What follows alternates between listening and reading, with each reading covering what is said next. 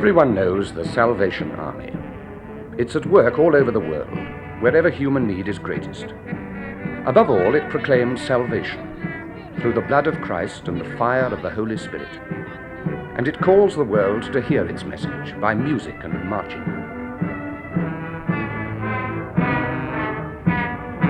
This was where it all began, almost a century ago in the East End of London, with the preaching of the founder of the Salvation Army, William Booth.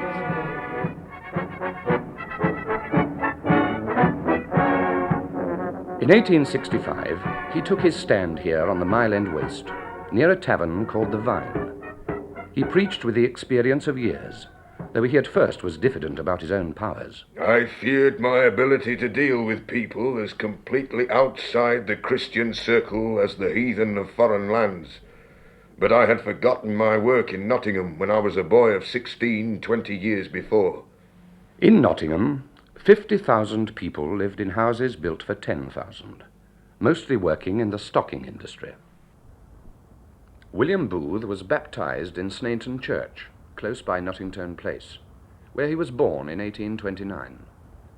His father, a speculative builder, had been well off, and his house was pleasant enough. But behind it were the tenements of the framework knitters. Day and night the boy could hear the clack of the knitting machines, when there was work for them, for the 1840s were years of great distress. From my earliest days I was thrown into close association with poverty in its lowest depths. The children in the streets weeping for food, the degradation and misery of the poor stockingers, kindled in my heart yearnings to help the poor, which have had a powerful influence on my life. William was 13 when his family began to know real poverty themselves. His father died a ruined man, and his son went out to work. Poor himself, William was now thrust into the very heart of Nottingham's poverty, for he was apprenticed to a pawnbroker. It was in these years of what he called his blighted childhood that God took charge of William's life. There had always been good influences around him. His mother, Mary Booth, was one, but she had not encouraged her son in religion. It was friends who had taken him to Wesley Chapel in Broad Street, where he heard the preaching of Isaac Marsden of Doncaster. I shall never forget the first words I heard from him. We entered the chapel late in the dusk. I could hardly see the speaker, but just at that moment he was saying, "A soul dies every minute." I was at that time without any experience of religion, but I felt it was better to live right than to live wrong, pleasing God and spending my powers to get others into such a life. But entrance to the kingdom was closed by an evil act of mine that required restitution.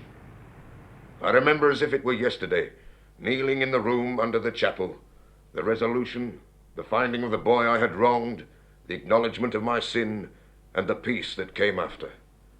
I felt I could travel to the ends of the earth for Jesus Christ, and to suffer anything to help the souls of other men. He was to suffer and travel the world one day. But at first it was in the poor streets of his native Nottingham that he went to gospel meetings. In Kidd Street he was persuaded to preach standing on a borrowed chair. Kidd Street has long since gone, but his words might well have echoed down Loudham Street. All the suffering and sorrow in the world comes from sin. Friends, I want to put a few straight questions. Have any of you got a child at home without shoes?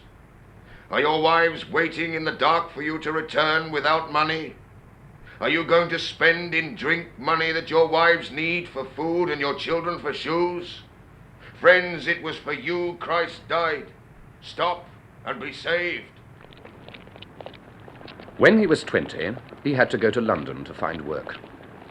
In the crowded streets, he only found loneliness, and for employment once again a pawnbroker's in the Walworth Road. It was work, work, work, morning, noon and night. I was allowed my liberty on the Sabbath and one night a week, but then back by 10 or the door would be locked. I travelled long distances preaching the gospel, and many a Sunday night, to get back in time, I had to hasten till out of breath. But 2 years of this only strengthened his character and his determination to serve God. He became well known for his forthright sermons, and the Reformed Methodists helped him to leave the pawnbrokers and take up lay preaching. The first day of my freedom was Good Friday. It was also my birthday. And third, and most important, I fell in love with the precious woman who afterwards became my wife. Catherine Mumford has been described as a tender Puritan. She shared William's religious enthusiasm, and she fell deeply in love with him. For 2 more years he travelled as a preacher for the Methodist New Connection, and then in 1855 they planned to be married. My dearest and precious Kate, I just write you a note to cheer your soul and comfort your heart. The conference at Sheffield resolved I be devoted to my present labour throughout the next year. I am to have £100 and my expenses. The matter seems providential. I am indulging fond hopes. I fear not but that we shall be happy, and I will try and be all you desire. On June the 16th, they were married in the Stockwell New Chapel, and they remained one in heart and purpose and life for 35 years. Together, when Catherine's health allowed it, they conducted revivals in the chapels of the New Connection. William, now ordained a Methodist minister, was becoming an evangelist of outstanding powers, but he soon found himself needlessly restricted in his work. Catherine stood by him, and together they left the organized church and led independent revivals from Cornwall to the north of England. This meant poverty and hardship. They had no home. They spoke in tents and the open air, for the chapels were closed against them. For Catherine, all this was while she brought up a young family, of whom Bramwell was the eldest. For William it was often a time of illness and of acute depression, for they had no known future. But a way was open for them. In 1865, Catherine came back to London to lead a mission. What she saw of the Midnight Movement convinced her that they should work in London and outside the churches. As she said, we can't get at the masses in the chapels. In London, the same compassion for the poor that William had felt in Nottingham welled up again for the squalid misery of the East End crowds. There was charity for them, soup kitchens and Samaritan societies, but like others already at work there, William Booth wanted to reach men's souls. I saw multitudes of my fellow creatures without God and without hope. I looked on the drunkenness and harlotry and pauperism and slumdom and blasphemy. As I passed by the doors of the flaming gin palaces, I seemed to hear a voice. Where can you find such heathen as these? Where is there so great a need for your labours?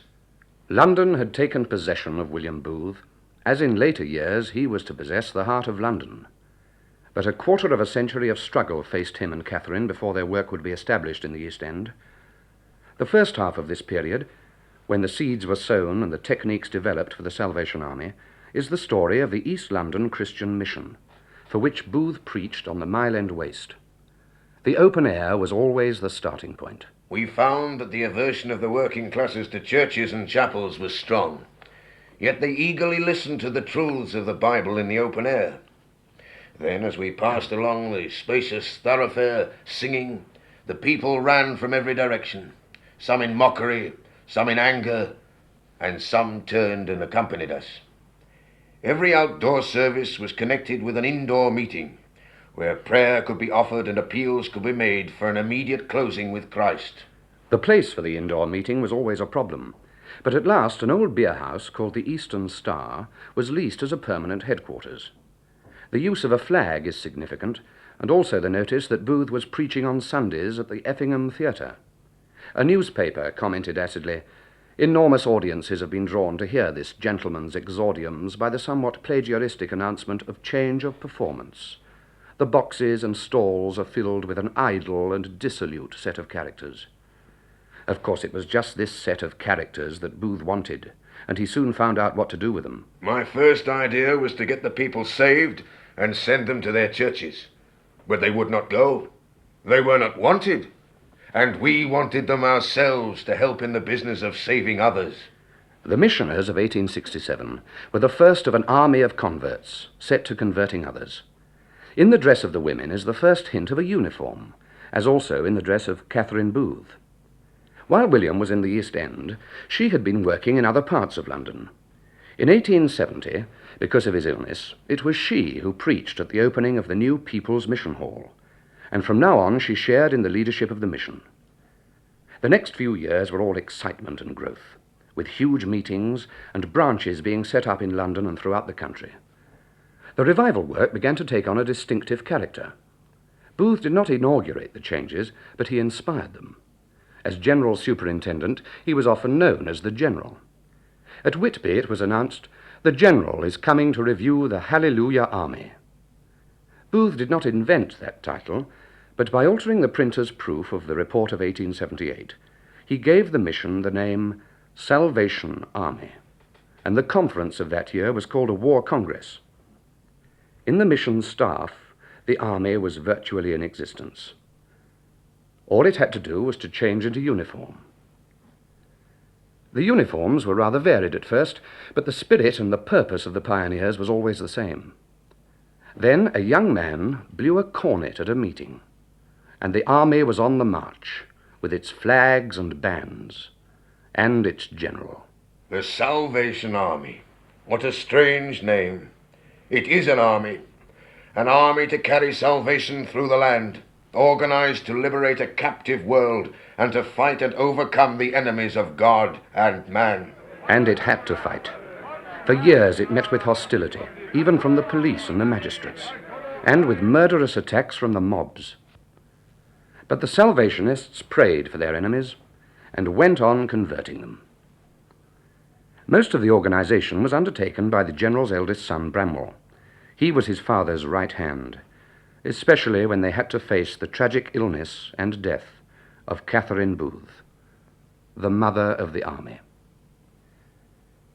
When she died in 1890, William Booth drove himself into new activities. His Darkest England scheme stimulated the army's social work and shamed and roused the whole country. When in the streets of London the cab horse trips and falls, there's no debating how he came to stumble. First of all, you have to pick him up again. When he is down, he is helped up. And while he lives, he has food, shelter, and work. Can even this standard, the cab horse standard, be gained for human beings? I answer yes. For the lost, for the outcast, for the disinherited, I propose to go straight for these. And if I do not save the fathers, I shall make a better chance for their children.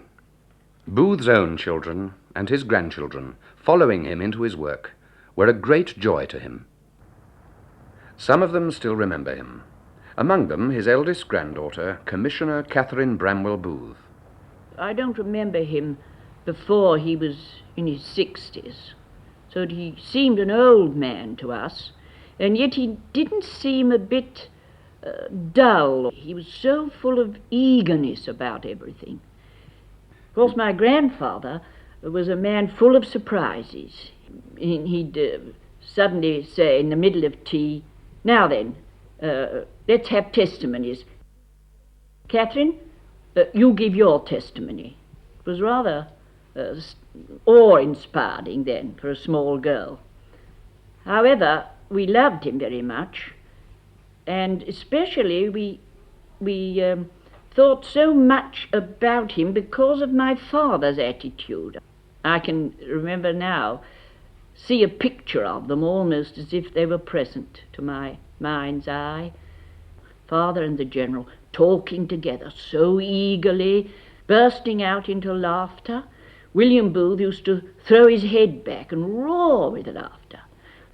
Then, all of a sudden, the General would look round and say, "Children, now we'll pray." Sometimes about the very thing they'd been discussing. Sometimes about us and whether we were as good as we ought to be, and so on.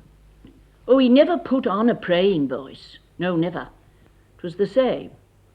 And it brought God very near to us, you know, that kind of praying. When I was a captain at my first post, officer commanding Bath, the General, my grandfather, came to hold a weekend's meetings and had a magnificent Sunday in the theatre, crowds and a great number of penitents, and then on the Monday morning the motor cavalcade set off, and I was with him. Of course, in those days the cars were open, there was no shelter, And I think only those who travelled in them could imagine what it was like to taste the dust, smell the dust. Your eyes were full of dust. I can see his face now, a little drawn, and he didn't talk to me much. But the moment we saw the first group of people, it was as though the man were changed, almost as if he might have wakened out of a sleep. That's the most vivid recollection I have, really, of that couple of days with him, and the people's tears, and the love shining in their faces. It was a thing one could never forget. Although, of course, when he was preaching, he was terrific, I think would be the word. I've often heard him as a girl preach. Tremendous preacher. He preached about the most solemn things. Those were all living truths with him.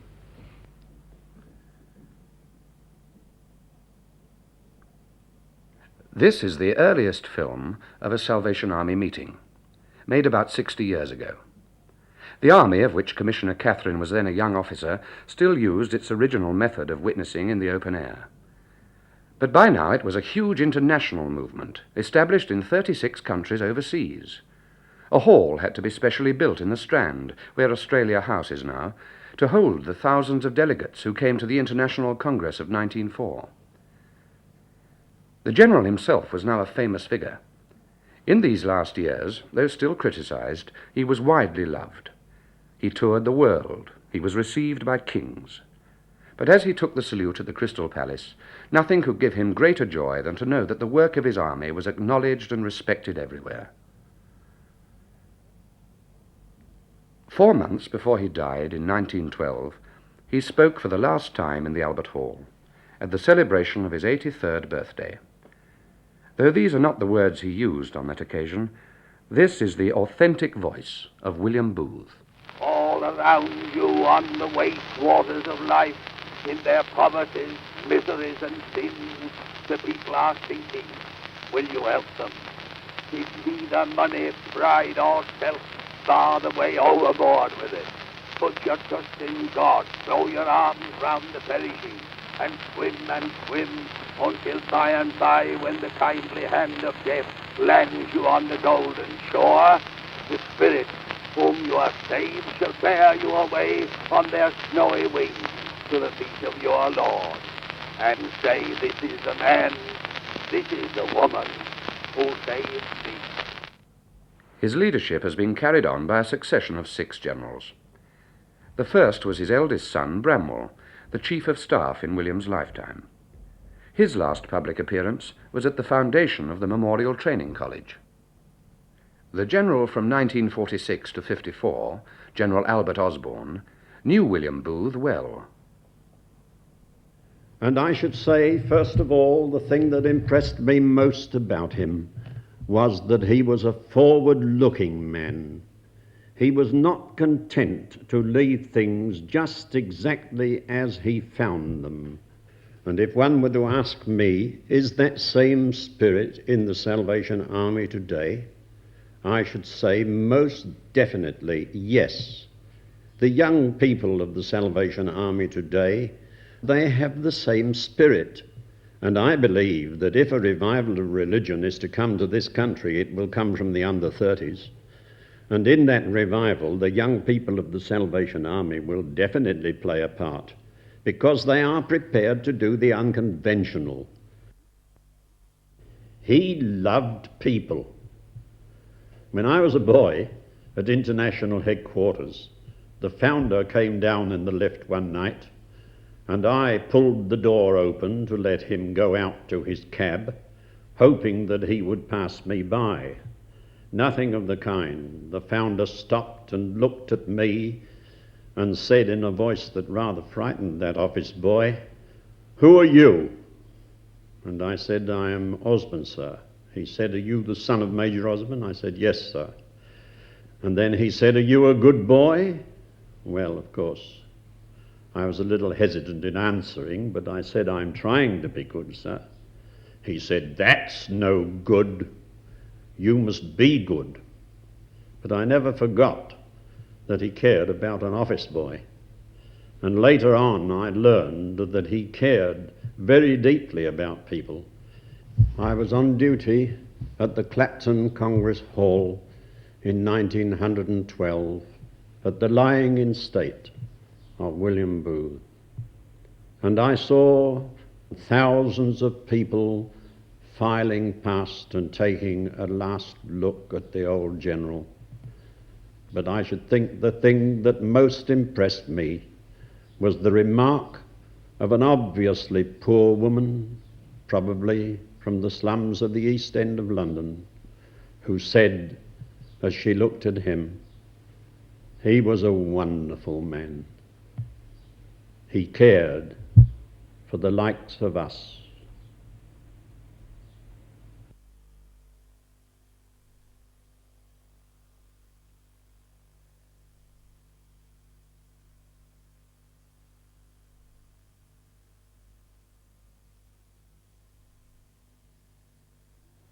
You see, he was really in love with people.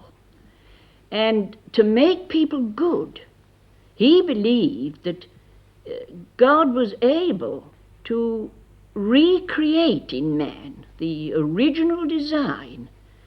And however low or besotted or degraded a person might be, that person could be restored to the likeness of God. He despaired of no one. No one was too bad. Go for souls and go for the worst. That was one of the things that he constantly said to officers. And he lived up to it himself. He lived up to it himself.